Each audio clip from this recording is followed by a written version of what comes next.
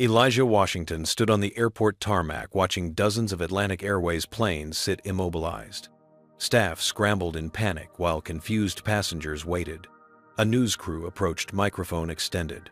Just 28 minutes earlier, he'd simply tried to board his flight. Now, the entire airline was paralyzed. Before we dive into this incredible story, where are you watching from today?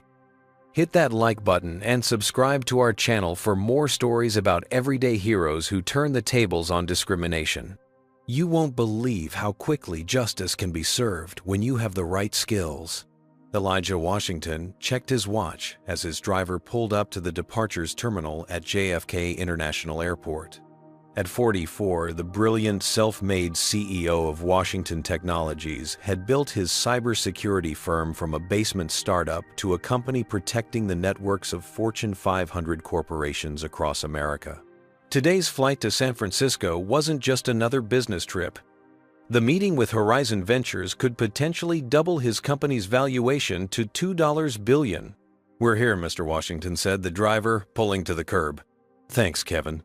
Elijah tipped generously, as always grabbing his carry-on bag.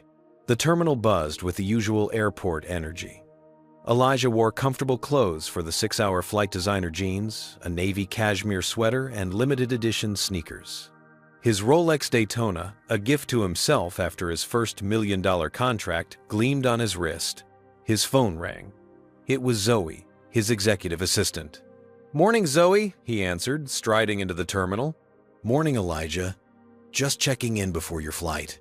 The presentation's been updated with the latest security analytics, and I've emailed you the investors' profiles." "They seem particularly interested in your government contract solutions." "Perfect. Anything else I should know about these Horizon folks?" "Yes, actually. Their managing partner, Diane Freeman, is big on corporate social responsibility. Might be worth highlighting our internship program for underprivileged communities." "Good call. I'll emphasize that." Elijah had chosen Atlantic Airways specifically for their reputation for excellent service and technological reliability.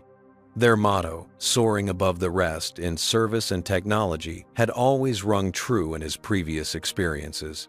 As someone who valued both efficiency and comfort, he regularly flew first class, using the time to prepare for meetings or catch up on much-needed rest. The first-class check-in counter had only 2 people ahead of him. As they moved forward, Elijah noticed the flight attendant, a blonde woman in her 30s, glancing at him repeatedly. When it was his turn, he stepped forward with a smile. "Good morning." "Flying to San Francisco first class." He placed his ID and ticket on the counter. The attendant, whose name tag read Sidney Parker, looked from his ticket to his casual attire, then back to his face with barely concealed suspicion. "First class to San Francisco," she repeated, emphasizing first class, as though it were a mistake. "That's right." Sidney's fingers hovered over her keyboard. "Are you sure you're not in economy? The economy check-in is over there." She pointed to a line snaking around stanchions filled with frustrated travelers. "No, I have a first-class ticket," Elijah replied, patiently tapping the printed boarding pass. Sidney reluctantly checked his ID against her system, her expression tightening. "I see. Well, there seems to be some confusion in the system." She handed him a boarding pass, but directed him toward general boarding. "Excuse me, shouldn't first class use the priority lane?" Elijah asked politely. "Oh, we're having some issues with the priority system today," she answered quickly. "Everyone's using the same line." As Elijah turned away, he noticed a white man in a business suit approaching the counter. The man strode with the confidence of someone accustomed to deference. "Good morning, Mr. Thompson." Sidney beamed, her demeanor transforming instantly. "Your first-class ticket to San Francisco is all ready. Please use the priority boarding lane on your left." Elijah paused, looking back at the sudden change in Sidney's attitude. Gerald Thompson, as his bag tag indicated, was apparently a regular. From his designer suit and commanding presence, Elijah guessed he was likely an airline executive or major business partner. As Thompson walked past, he gave Elijah a cursory glance, then looked away, pulling his carry-on toward the priority lane that Sidney had claimed wasn't working. Elijah stood for a moment, processing the blatant discrepancy in treatment. With a deep breath, he headed toward the security checkpoint. This wasn't his first encounter with prejudice, and he knew it wouldn't be his last. But today, of all days, with millions on the line in San Francisco, was not the time to let it affect him. Still, as he joined the security line, he couldn't help but feel a familiar knot forming in his stomach, the tension that came from constantly having to prove he belonged in spaces others entered without question. Elijah patiently stood in the priority boarding line, his boarding pass, clearly indicating first-class status. As the line slowly moved forward, he mentally rehearsed key points for his investor presentation. The airline's overhead speakers announced the beginning of the boarding process for Flight AA-189 to San Francisco. First class and priority members may now board through Lane 1, announced a voice over the PA system. The gate agent, a young woman with auburn hair pulled into a tight bun, smiled at passengers as they presented their boarding passes. Her name tag read Amber Wilson. When Elijah approached her, smile faltered. "Excuse me, sir, this lane is for first class and priority members only," she said, her voice carrying to nearby passengers. "Yes, I know. I have a first-class ticket." Elijah calmly presented his boarding pass. Amber scrutinized the pass with furrowed brows. "One moment, please." She picked up a phone and spoke in hushed tones, while Elijah waited, acutely aware of the stares from people behind him. A minute later, a man in an Atlantic Airways uniform approached. His badge identified him as Raymond Brooks' boarding supervisor. "Is there a problem here?" Raymond asked, looking at Amber first, not Elijah. "This passenger says he has a first-class ticket, but there seems to be an issue with the system," Amber explained, as if Elijah weren't standing right there. Raymond took the boarding pass, studying it with unnecessary intensity. "Sir, we need to verify this. The system is showing some irregularities today." "What kind of irregularities?" Elijah asked, maintaining his composure despite the growing irritation. "Technical issues. I'll need to manually check your reservation. Please step aside so other passengers can board." As Elijah moved to the side, he noticed a stream of other first-class passengers, all white, walking through without any verification of their tickets. No one else was being asked to step aside. No one else was having their reservation manually checked. Gerald Thompson, the airline executive from the check-in counter, strode up to the gate. Amber's face lit up with recognition. "Good morning, Mr. Thompson. Wonderful to see you again." "Have a pleasant flight," she gushed, scanning his boarding pass without a second glance. Thompson walked past Elijah briefly, making eye contact before looking away uncomfortably. He disappeared down the jetway while Elijah remained waiting. Elijah discreetly took out his phone and started recording audio of the interaction. He'd learned long ago that documentation was often his only recourse in situations like this. After several minutes, Raymond returned with a grave expression. "Mr. Washington, it appears there's been an overbooking situation in first class. We'll need to reassign you to economy for this flight." "That's not acceptable," Elijah replied firmly. "I booked and paid for first class months ago. I just saw several people board in first class without any issues." "Sir, I understand your frustration, but these things happen. We can offer you a partial refund for the difference." "I'd like to speak to a manager, please," Elijah interrupted, his voice level but resolute. Raymond's jaw tightened. "I am the supervisor on duty." "Then I'd like to speak to your manager," Elijah insisted. The confrontation was drawing attention. Other passengers waiting to board watched the exchange with varying degrees of interest and discomfort. Raymond's face reddened slightly as he realized he was creating a scene. "Sir, you're holding up the boarding process." "No," Elijah corrected, "you're holding up the boarding process by refusing to honor my legitimate first-class reservation." As their voices grew slightly louder, more airline staff gathered around. From the corner of his eye, Elijah noticed a security officer, a burly man with Frank Miller on his badge, approaching slowly, hand resting near his taser. The tension in the air was palpable. Passengers were now openly staring, some recording the incident on their phones. Elijah remained composed, but he understood the dangerous territory he was entering. A black man being perceived as difficult in an airport was a potentially explosive situation. "Is there a problem here?" Officer Miller asked his question directed at Raymond rather than Elijah. "This passenger is disputing our seating arrangements and refusing to cooperate," Raymond explained, conveniently omitting that Elijah's first-class seat was being denied without legitimate reason. "I'm not refusing to cooperate," Elijah clarified calmly. "I'm requesting that the airline honor the first-class ticket I purchased. Other first-class passengers have boarded without any issues." Frank Miller's hand remained near his weapon as he assessed the situation. The implied threat wasn't subtle.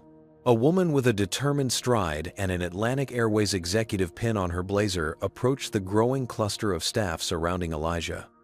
Her nameplate identified her as Victoria Hayes, head of customer service. "What seems to be the issue here?" she asked, her tone professional but clipped. Raymond quickly stepped forward. "Miss Hayes, this passenger is insisting on first class, but we have an overbooking situation." Victoria turned to Elijah with a practiced customer service smile. "May I see your boarding pass, sir?" Elijah handed it over along with his ID. "I purchased this ticket months ago. I'm on my way to an important business meeting in San Francisco." Victoria examined the documents carefully, then checked something on the tablet she carried. After a moment, her expression changed subtly. "Mr. Washington does indeed have a confirmed first-class reservation," she announced, giving Raymond a pointed look. Raymond's face tightened. "But the system showed." "The system shows his reservation is valid and confirmed," Victoria interrupted firmly. She turned to Elijah. "I apologize for the confusion, Mr. Washington. You're clear to board in first class as ticketed." Before Elijah could respond, Raymond interjected, "He'll still need additional security screening, standard procedure when there are system discrepancies." Victoria hesitated, then nodded. "Of course. Officer Miller can escort Mr. Washington through the priority screening." Elijah knew this was anything but standard procedure, but he recognized the compromise being offered. Fighting this additional hurdle would only escalate things further and potentially cause him to miss his flight altogether. "Fine," he agreed tersely. After a needlessly thorough secondary screening that involved emptying his entire carry-on bag, Elijah finally boarded the plane. The first-class cabin was half full, with plenty of empty seats, clearly contradicting the overbooking claim. A flight attendant with a name tag reading Melissa Bennett watched him approach. Her smile faltered when he stopped at seat 3A. "Can I help you find your seat?" she asked, emphasis on your, suggesting it couldn't possibly be in first class. "I'm in 3A," Elijah stated, simply showing his boarding pass. Melissa checked it with obvious skepticism. "Oh, I see." Her tone conveyed surprise. "Let me know if you need anything," she added perfunctorily, before quickly moving away. As Elijah stored his bag and settled into his seat, he noticed Gerald Thompson sitting across the aisle pretending to be absorbed in his phone. From Thompson's occasional glances, Elijah suspected the man recognized him from somewhere. Elijah pulled out his laptop to review presentation slides before takeoff. Immediately, Melissa rushed over. "Sir, all electronic devices must be stowed for takeoff," she said sharply. Elijah glanced around the cabin, where at least 3 other passengers, all white, were openly using laptops or tablets without comment. "Of course," he replied, evenly tucking away his computer. Throughout the boarding process, Melissa returned to his seat, repeatedly checking his seatbelt, asking if he needed help with the seat controls, and inquiring whether he was comfortable in first class, questions not posed to other passengers. An older white man in the row behind Elijah had been observing these interactions with growing discomfort. He leaned forward slightly. "Excuse me," he said quietly. "I couldn't help noticing. I'm Dr. James Peterson. I fly this route weekly, and I've never seen anyone scrutinized like this." Elijah nodded slightly in acknowledgement, but didn't engage further. Creating allies wasn't his priority right now.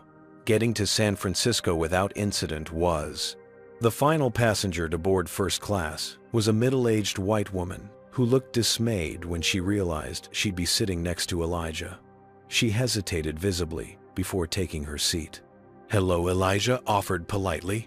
The woman, Karen Davidson, according to her luggage tag, gave a tight smile and immediately pressed the call button. Melissa appeared instantly. "Yes, ma'am." Karen whispered something to her, gesturing subtly toward Elijah. Melissa nodded and disappeared, returning moments later. "Miss Davidson, we've found another seat for you," she announced, loud enough for nearby passengers to hear. As Karen gathered her belongings, avoiding eye contact with Elijah, Gerald Thompson watched the scene unfold with visible discomfort, yet remained silent. The flight attendants huddled near the galley, speaking in hushed tones, but occasionally glancing toward Elijah. The plane had finished boarding, the doors were closed, yet they weren't pushing back from the gate. The captain's voice came over the intercom. "Ladies and gentlemen, this is Captain Nathan Richardson. We apologize for the delay. We need to complete a security check before departure. We should be underway shortly." Moments later, 2 uniformed security officers boarded the plane and walked directly to first class, stopping at Elijah's row. "Mr. Washington," one of the security officers asked, though it was clearly not a question. "We need you to deplane for additional screening." The first-class cabin fell silent. Every passenger turned to watch the unfolding drama. "May I ask what this is about?" Elijah inquired calmly, though his heart raced. He'd experienced discrimination throughout his life, but this level of escalation was unprecedented. "We've received a passenger complaint about threatening behavior," the officer stated flatly. "We need to address this before takeoff." Elijah looked around incredulously. "Threatening behavior. I've been sitting in my seat following all instructions." The security officers exchanged glances. "Sir, please gather your belongings and come with us. We can discuss this in the terminal." "I've done absolutely nothing wrong," Elijah stated firmly. "This is racial profiling, plain and simple." The words hung in the air. Several passengers shifted uncomfortably in their seats. From behind, Dr. Peterson spoke up. "Officers, I've been sitting here the entire time. This gentleman has been nothing but professional and courteous. There's been no threatening behavior whatsoever." The security officers ignored him. "Sir, we need you to come with us now." Elijah remained seated, weighing his options. He knew the potential dangers of being labeled non-compliant as a black man in America. Yet giving in to this blatant injustice felt like betraying himself and everyone who had experienced similar treatment. The tension thickened as Gerald Thompson watched silently from across the aisle, visibly uncomfortable but unwilling to intervene. The cabin door reopened, and Captain Nathan Richardson emerged, his face stern. "What's the problem here?" he demanded, addressing the security officers. "This passenger is being uncooperative," the first officer replied. "We need to remove him for additional security screening based on passenger complaints." Captain Richardson surveyed the scene, his gaze landing on Elijah. "Sir, I need you to deplane immediately. You're delaying an entire aircraft." Elijah met his gaze steadily. "Captain, I've done nothing wrong. I'm being removed solely because of racial profiling. I purchased a first-class ticket, and I've complied with all airline protocols." "That's your perspective," the captain replied dismissively. "I have passengers and crew who feel unsafe, and that's all that matters to me." "Which passengers?" Elijah challenged. "Who exactly have I threatened?" The captain ignored the question.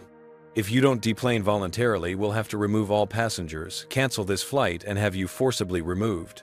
Is that what you want?" The implicit threat hung in the air. Elijah could feel dozens of eyes on him, some sympathetic, others annoyed at the delay, a few openly hostile. After a moment of tense silence, Elijah stood. "I'll deplane, but this isn't over." As he gathered his laptop bag and carry-on, he turned slightly toward Gerald Thompson. "You know this isn't right," he said quietly. Thompson averted his eyes, staring intently at his phone. Walking down the aisle toward the exit, Elijah felt a mixture of humiliation and rage. He'd worked his entire life to overcome obstacles, to build something meaningful, only to be treated like a criminal for sitting in a seat he had rightfully purchased. Behind him, passengers murmured. Some had their phones out, recording the incident. Others looked away, pretending not to notice the injustice unfolding before them. Have you ever witnessed racial profiling like what Elijah experienced? Comment number 1 if you believe Atlantic Airways was completely in the wrong here. What would you have done in Elijah's position? Would you have quietly left the plane or stood your ground? Hit that like button if you're curious to see how Elijah responds to this blatant discrimination. And subscribe to follow this incredible story to its conclusion. What do you think will happen next? Will Elijah just accept this treatment, or does he have something planned that the airline never saw coming? Elijah was escorted to a small windowless room in the terminal with security interview stenciled on the door. The 2 officers directed him to a metal chair at a simple table. "Have a seat, Mr. Washington," the taller officer instructed. Elijah complied, placing his laptop bag carefully beside him. "I'd like to understand exactly what I'm being accused of," he said evenly. "We received reports that you were being aggressive and making other passengers uncomfortable," the officer explained, not meeting Elijah's eyes. "Aggressive?" How specifically? Elijah pressed. The officers exchanged glances. "Sir, multiple staff members reported that you were confrontational during boarding. I asked to be seated in the first-class seat I purchased. How is that confrontational?" The shorter officer shifted uncomfortably. "Look, we're just doing our job." Atlantic Airways staff reported a security concern. "I'm the CEO of Washington Technologies," Elijah stated calmly. "We're a cybersecurity firm that protects major corporate networks nationwide. I was traveling to San Francisco for an investor meeting that could double my company's valuation to $2 billion. The officers looked skeptical. "We'll need to verify that," the taller one said dismissively. Elijah nodded toward his laptop. "Feel free to Google me." Meanwhile, aboard the still grounded plane, an uneasy silence had settled over the first-class cabin. Dr. James Peterson unbuckled his seatbelt and moved to the empty seat beside Gerald Thompson. "You recognize him, don't you?" Peterson asked quietly. Thompson stared straight ahead. "I don't know what you're talking about." "That man they just removed. You know who he is," Peterson persisted. "I saw your face when he spoke to you." Thompson sighed, glancing around to ensure no one was listening. "I think we met at a tech conference last year. Washington something." "And you said nothing while they dragged him off the plane." Peterson's tone was accusatory. Thompson's jaw tightened. "It's not my place to interfere with security procedures."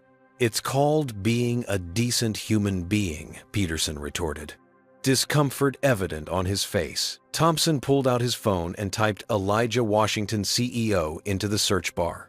The results loaded instantly. Photos of Elijah at technology conferences, articles about Washington Technology's groundbreaking cybersecurity systems, and a recent feature in Forbes about the company's rapid growth. Thompson's face paled as he scrolled through the search results. One headline in particular caught his attention: Washington Technologies secures major contract with Atlantic Airways. "Oh no," he whispered. "What is it?" Peterson asked. Thompson didn't respond, continuing to read with growing alarm. According to the article, Washington Technologies had recently implemented advanced cybersecurity protocols for Atlantic Airways' entire network, everything from reservation systems to aircraft operations. Captain Thompson called out, urgently unbuckling his seatbelt. "We need to talk, now." As this realization dawned on Thompson, the aircraft's delay continued. The originally quoted few minutes had stretched to 20, then 30. Passengers were growing restless. "Ladies and gentlemen, this is your captain speaking," Richardson's voice crackled over the intercom. "We apologize for the continued delay. We're experiencing some technical difficulties with our systems. Our ground crew is working to resolve the issue, and we should be underway shortly." Murmurs of discontent spread throughout the cabin. Some passengers demanded refunds, others threatened to book with different airlines, and a few began sharing videos of Elijah's removal on social media. Black man removed from first class was already trending. In the terminal security room, the officers had verified Elijah's identity and were growing increasingly uncomfortable. "Mr. Washington, it appears there's been a misunderstanding," the taller officer admitted reluctantly. "A misunderstanding," Elijah repeated flatly. "Yes, sir. We apologize for the inconvenience." "Inconvenience doesn't begin to cover what just happened," Elijah replied. Now I need to be rebooked on the next flight to San Francisco immediately." The security supervisor, Benjamin Clark, had just entered the room. "About that, Mr. Washington, it seems we're experiencing some technical issues across the board. All Atlantic Airways flights are currently grounded." Elijah checked his watch. "Is that so? Since when?" "The problem started about 10 minutes ago," Clark admitted. "Right after." He trailed off, the implication clear. Elijah nodded slowly, his expression unreadable. Interesting timing. Meanwhile, at Washington Technology's headquarters in New York, Chief Technology Officer Tyler Rodriguez was rapidly typing commands into a terminal while surrounded by anxious staff. "Are you sure about this?" Tyler asked the head of operations. "This is pretty extreme." "I'm following the emergency protocols Elijah established," Tyler replied without looking up from his screen. "If he gives the shutdown command, we implement it, no questions asked." On screens around the room, status indicators for Atlantic Airways systems were turning red one by one. Reservation system, offline check-in kiosks, offline boarding pass scanners, offline gate information screens, offline aircraft, operational systems, restricted mode. At Atlantic Airways Operational Center, chaos reigned as technicians scrambled to understand the cascading failures. "What do you mean all systems are down?" demanded Lawrence Wilson, CEO of Atlantic Airways. "How is that possible?" "Sir, it's like nothing we've ever seen," explained the frantic head of IT. "Every system is either locked or running in severely restricted mode. We can't process new reservations, check in passengers, or authorize takeoffs." "How many flights are affected?" "All of them, sir. All 237 planes across the country are grounded. Thousands of passengers are stranded." Lawrence's phone buzzed with a news alert. "Atlantic Airways stock plummets amid system-wide outage." As panic spread through Atlantic Airways headquarters, a junior IT specialist made a discovery. "Sir," she called out, "I found something. All our systems are protected by Washington Technology's cybersecurity protocols." Lawrence froze. "Washington Technologies?" "Yes, sir. We contracted them last year for our security overhaul." "Washington?" Lawrence repeated the name, triggering a memory. Wait, wasn't there just an incident with a passenger named Washington? At that moment, Gerald Thompson burst into Lawrence's office, breathless and pale. "Lawrence, we have a major problem," he blurted out. "The passenger who was just removed from my flight. It's Elijah Washington." "Who is Elijah Washington?" Lawrence demanded. "He's the CEO of Washington Technologies," Thompson explained frantically. "The company that controls our entire security infrastructure." Lawrence's face drained of color as the implications became clear. "Get me security footage of this incident, now." Within minutes, Lawrence was watching footage showing Elijah being questioned, denied his seat, and ultimately removed from the plane. The racial profiling was painfully obvious, even in the grainy security video. "Get my car," Lawrence ordered. "I need to get to the airport immediately." In the terminal security room, Elijah sat composed while officers scrambled around him. The atmosphere had shifted dramatically from accusatory to apologetic. Security Supervisor Benjamin Clark dabbed sweat from his brow as he offered what felt like his 10th apology. "Mr. Washington, again, we deeply regret this misunderstanding. We've confirmed you were not violating any regulations." "It wasn't a misunderstanding," Elijah corrected calmly. "It was racial profiling, plain and simple." Clark shifted uncomfortably. "Regardless, you're free to go. We can help rebook you on another flight to San Francisco." "I'm not interested in another Atlantic Airways flight," Elijah replied.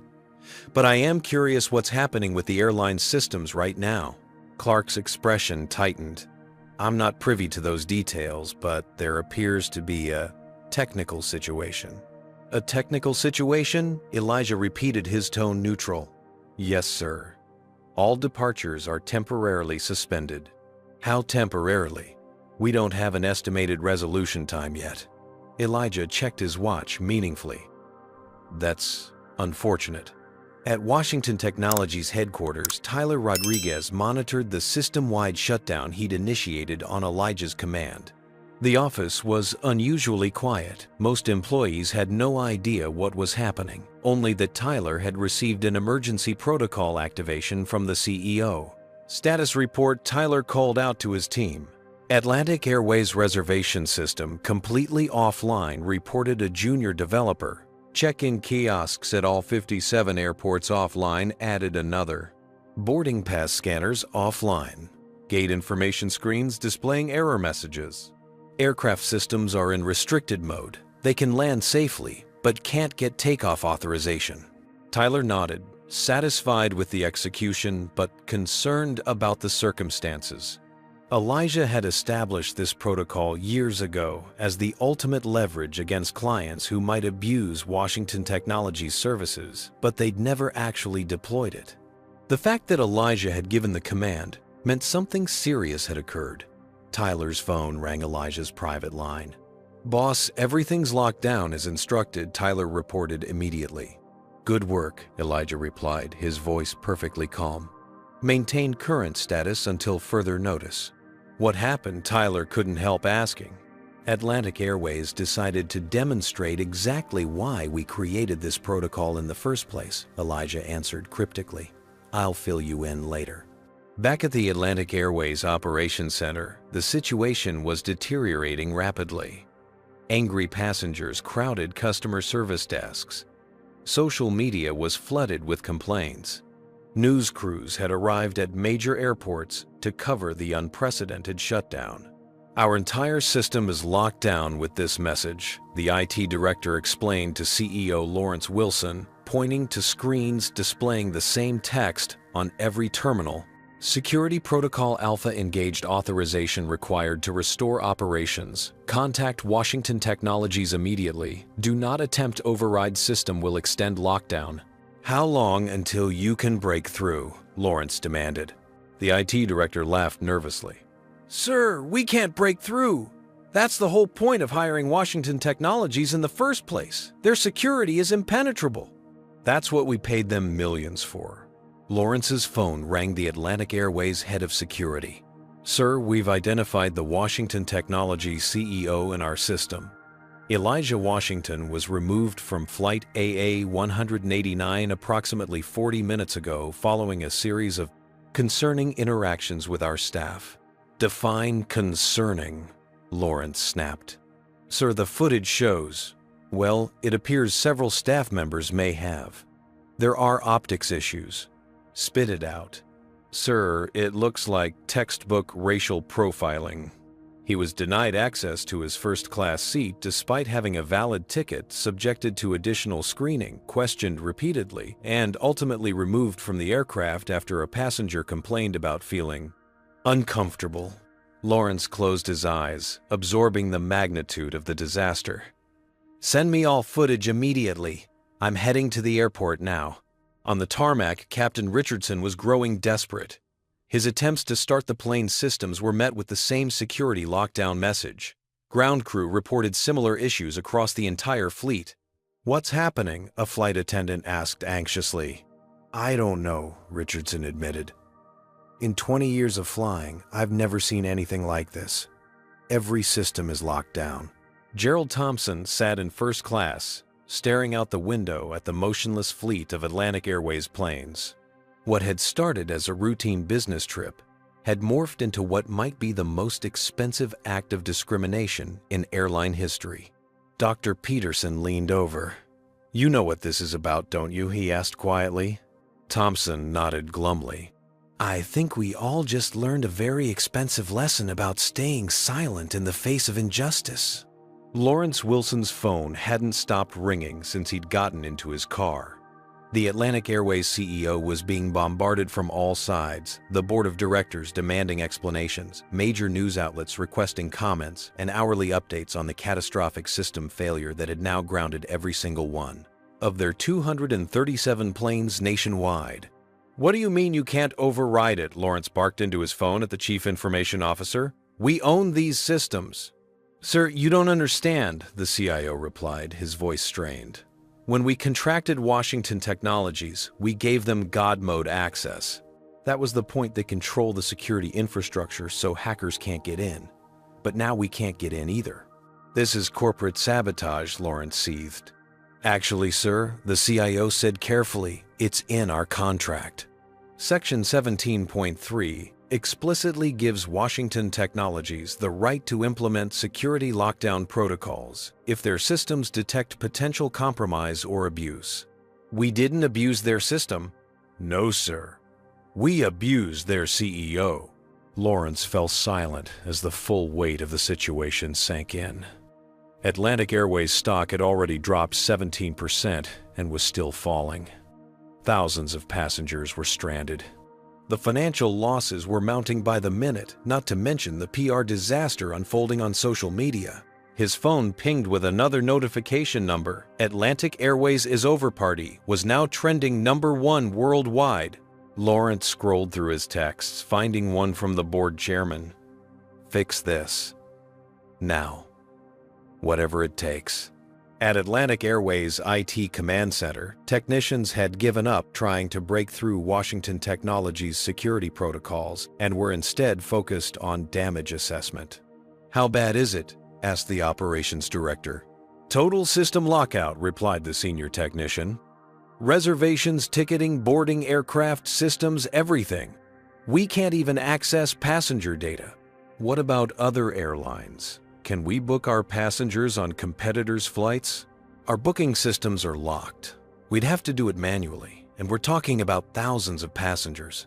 The room fell silent as the magnitude of the catastrophe sank in.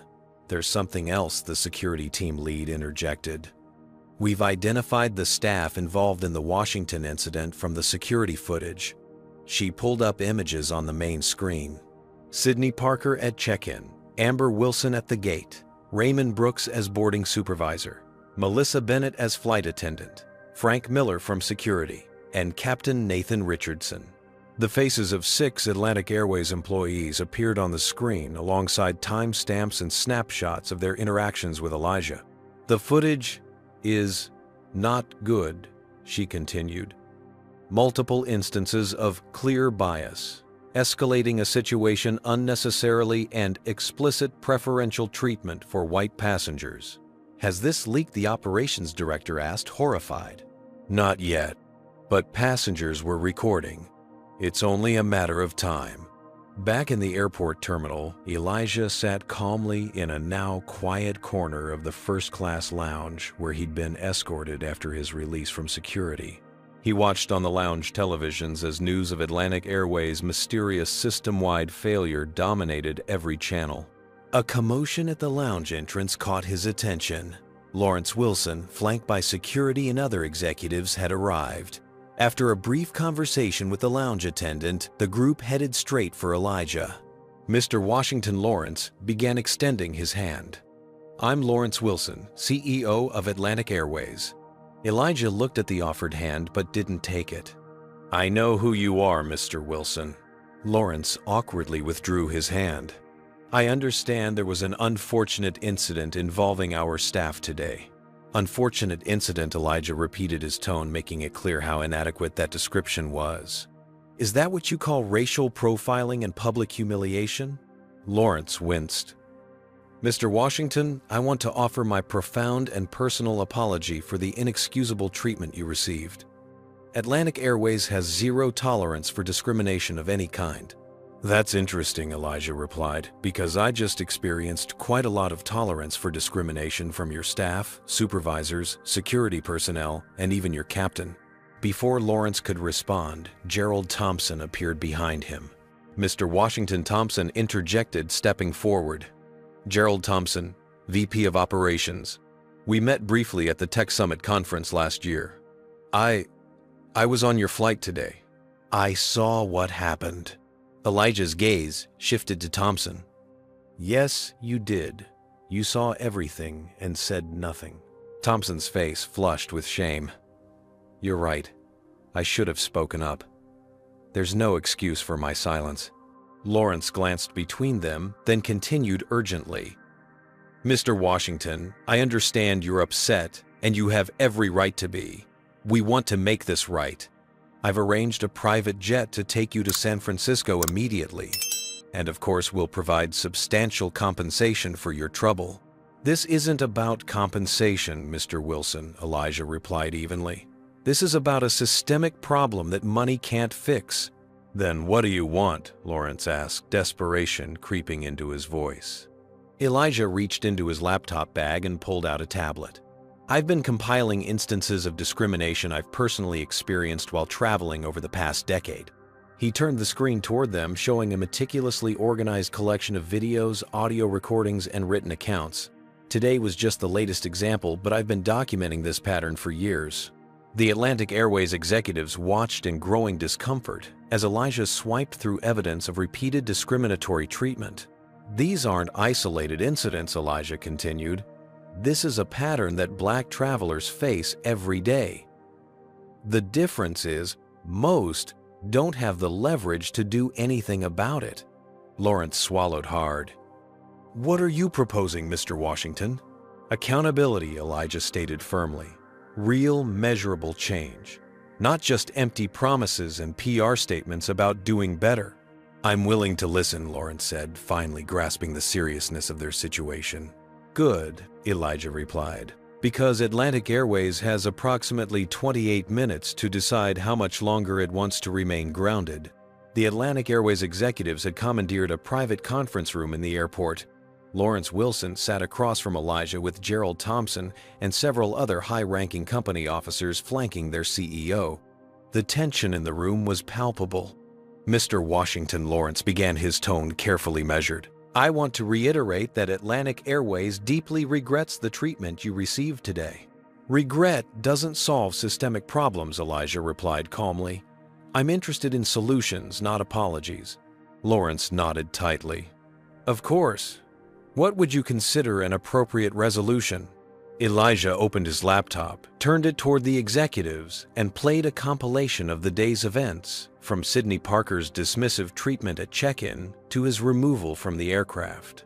The footage pieced together from security cameras and passenger recordings painted a damning picture of blatant discrimination. "This isn't just about me," Elijah said as the video ended. "This is about every person of color who's been profiled, questioned, and made to feel unwelcome while simply trying to use a service they paid for."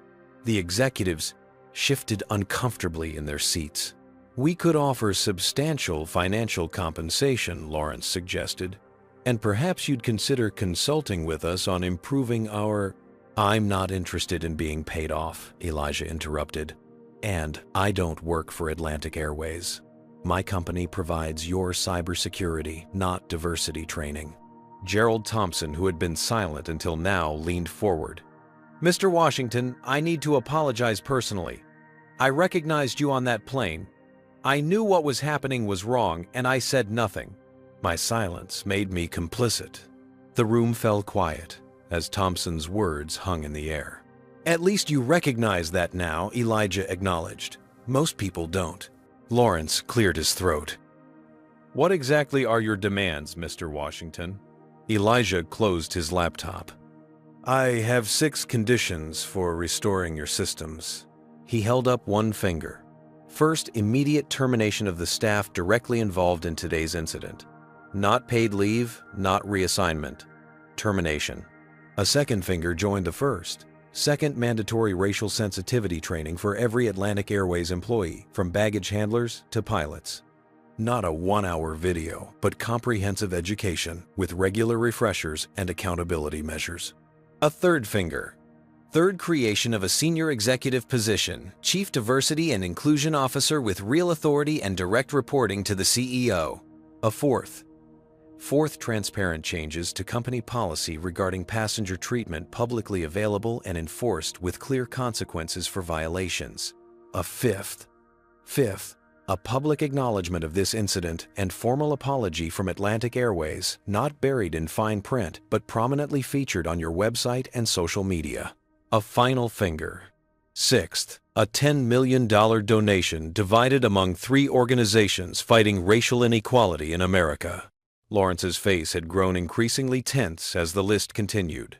Mr. Washington, some of these demands are simply not feasible. The financial request alone is less than what you'll lose if your airline remains grounded for another hour. Elijah finished for him. Your stock has already dropped 23%. You're hemorrhaging money by the minute. And this doesn't even account for the class action lawsuits that will follow once this incident becomes public. The Atlantic Airways legal counsel whispered something to Lawrence, who frowned deeply. Additionally, Elijah continued, I should mention that all surveillance footage from today is being securely backed up to our servers as we speak.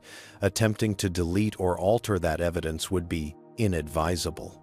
Lawrence took a deep breath, visibly struggling with the decision before him. If we agree to your terms, how quickly can our systems be restored?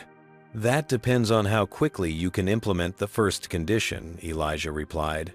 I want written confirmation of the terminations before a single plane takes off. Lawrence exchanged glances with his team, then nodded reluctantly. Very well. We accept your terms. All of them, Elijah pressed. All of them, Lawrence confirmed. Good. Elijah pulled out his phone and dialed. Tyler, it's me. Begin the restoration process. He listened for a moment, then added, How long? Make it 28 minutes. He ended the call and looked back at Lawrence. Why 28 minutes? The CEO asked.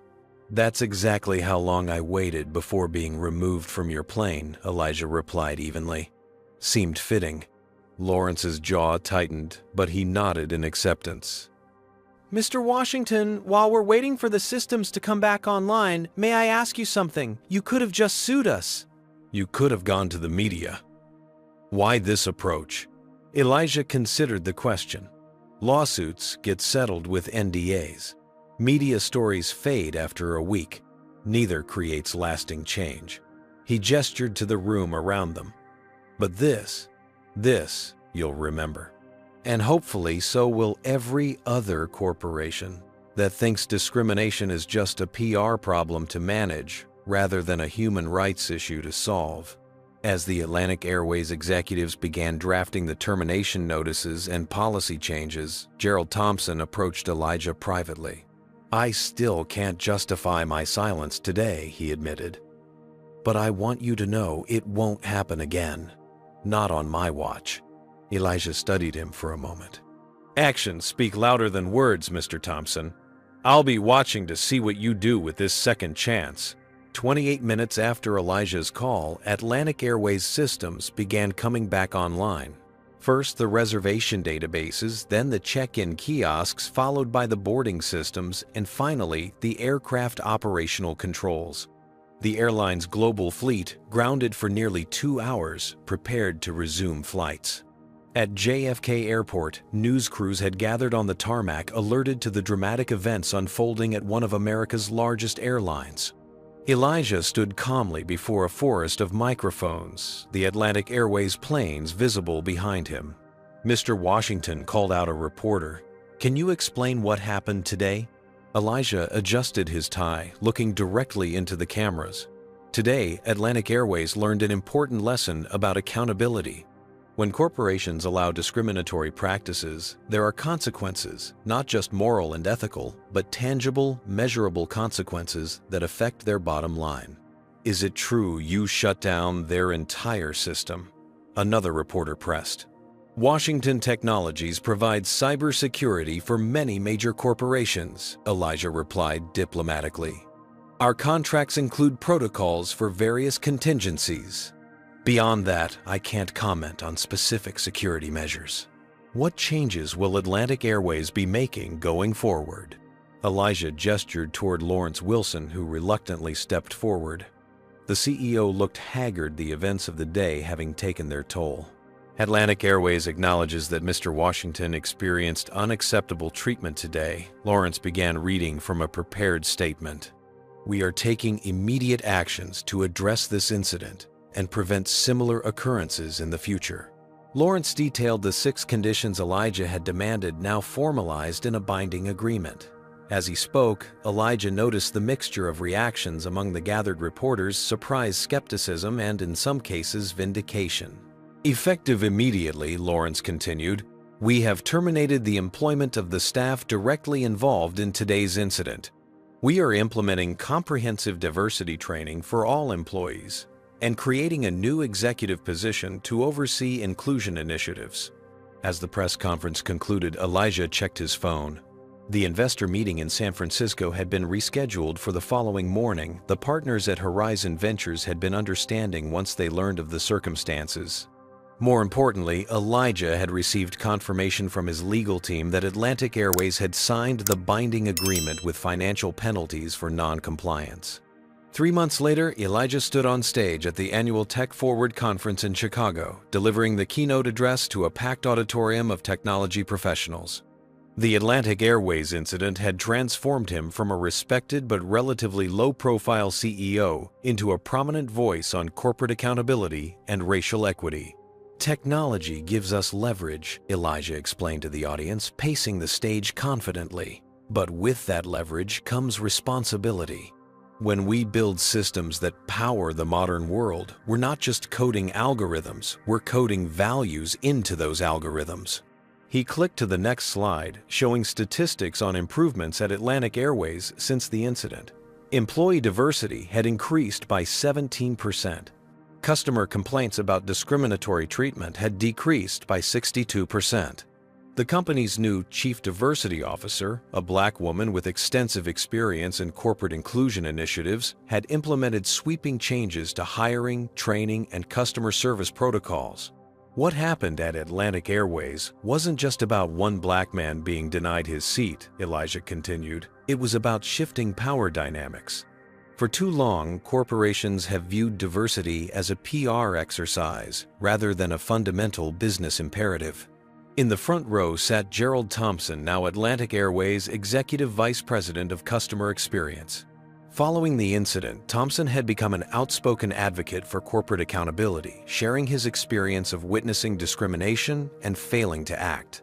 His candor had earned him respect, and his subsequent actions had demonstrated genuine commitment to change. Beside him sat Dr. James Peterson, who had formed a friendship with Elijah after their shared experience. The doctor had since joined the board of Elijah's new foundation, which provided technology, education, and entrepreneurship opportunities in underserved communities. The most powerful tool against systemic racism isn't outrage, it's leverage, Elijah told the rapt audience. Finding your leverage, whatever that may be, and using it strategically to create lasting change. As Elijah concluded his speech to thunderous applause, he reflected on the transformation that had occurred in just 3 months. Washington Technologies had secured the Horizon Ventures investment, growing to a $3 billion valuation. More importantly, the company had established a foundation to support minority entrepreneurs in technology, funded partially by Atlantic Airways' mandated donation. The airline itself had undergone a remarkable evolution. Under pressure from shareholders and guided by their new diversity initiatives, Atlantic Airways had implemented industry-leading practices for equitable customer treatment. Their staff now underwent regular training, and their hiring practices had been overhauled to address unconscious bias. 1 week later, Elijah found himself booking another business trip. After careful consideration, he deliberately selected Atlantic Airways, curious to see whether the changes were merely cosmetic or truly substantive. As he approached the first-class check-in counter, he noticed the diversity among the staff, a stark contrast to his previous experience. "Good morning, Mr. Washington," the agent greeted him, her name tag identifying her as Lakeisha Johnson. "We're honored to have you flying with us today. Your first-class seat to Chicago is confirmed." Throughout the boarding process and flight, Elijah experienced the respectful professional treatment that should have been standard all along. The flight attendants were attentive without being suspicious, helpful without being condescending. Settling into his first-class seat, Elijah opened his laptop and reviewed the latest figures from Washington Technologies. The company continued to thrive with new contracts and innovations strengthening their market position daily. As the plane reached cruising altitude, Elijah glanced out the window at the landscape below. The incident that could have been just another demoralizing experience of discrimination had instead become a catalyst for substantial change. By refusing to accept injustice, and strategically using the leverage at his disposal, he had transformed not just one company's practices, but sparked a broader conversation about corporate accountability in America. The true victory wasn't the apology, the financial concessions, or even the policy changes. It was the shift in power. For once, discrimination had cost the perpetrators more than it had cost the victim. And in that equation lay the potential for real, lasting change. Elijah closed his laptop and leaned back in his seat. There was still much work to be done, many more systems to change, but today's flight represented progress, evidence that when accountability has teeth, even the most entrenched behaviors can begin to shift. The empire he was building wasn't just about technological innovation. It was about creating a world where no one would be denied their rightful seat at the table or on a plane because of the color of their skin. This story teaches us that discrimination persists even at the highest levels of society. Elijah Washington's experience highlights how Black professionals often face barriers regardless of their accomplishments or status. The true power of the narrative lies in how Elijah responded, not with helpless anger but with strategic action using the leverage he possessed. The lesson is threefold. First, discrimination has persisted because it usually costs the victims more than the perpetrators. When we flip that equation, making discrimination financially and reputationally devastating for companies, real change becomes possible. Second, silence in the face of injustice makes us complicit, as Gerald Thompson painfully discovered. Speaking up isn't just morally right. It prevents escalation and harm. Finally, systemic change requires accountability with consequences. Promises and diversity initiatives mean little without enforcement mechanisms. Elijah's approach reminds us that sometimes fighting discrimination isn't about loud protests or lengthy lawsuits, but about finding and using your unique leverage to create lasting change. Have you ever witnessed discrimination and remained silent like Gerald, or stood up like Dr. Peterson? Which character in this story did you relate to most, and what would you have done differently? Comment below with your thoughts. If this story about fighting racism through strategic action resonated with you, please hit that like button and subscribe for more powerful stories about overcoming injustice. Share this video with someone who needs to understand the importance of speaking up when witnessing discrimination, and help spread awareness about how we can all use our unique positions to create change. Thank you for watching. And remember, your silence or your action could be the difference between perpetuating injustice or helping end it.